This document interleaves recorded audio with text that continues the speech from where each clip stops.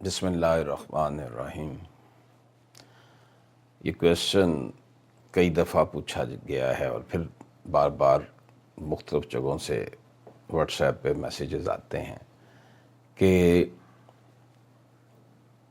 ابا فوت ہو چکے ہیں، بھائیوں نے پراپرٹی فروخت کر دی ہے، بہنوں کو حصہ نہیں دیا، تو اب بہنیں کیا کریں؟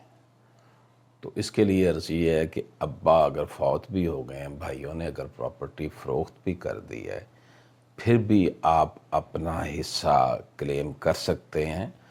عدالت میں کیس ہوگا، جو عدالت ان بھائیوں کو بلائے گی کہ آپ نے ان کا حق کیوں مارا، فراڈ کیوں کیا، غلط طریقے سے ان کو محروم ڈپرائیو کیوں کیا۔ تو وہ جو انہوں نے آگے فروخت کی ہوگی زمین، یا اس نے آگے فروخت کی ہوگی زمین، جتنی دفعہ مرضی یہ فروخت ہو جائے، اس کے انتقال لینڈ کے ہوتے جائیں، وہ سب منسوخ ہو سکتے ہیں۔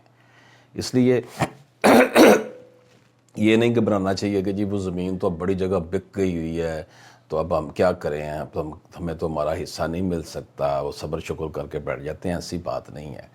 جس نے آگے زمین وہ خریدی ہے نا، جس میں آپ کا حصہ تھا، وہ ساری جو ہیں وہ یکسر جو ہے نا ان کی ملکیت سے نکل جائیں گی، کیونکہ مشتری ہوشیار باش ہوتا ہے۔ جس نے خریدی ہے اس کو چیک کرنا چاہیے تھا کہ یہ زمین صحیح ہے یا نہیں ہے۔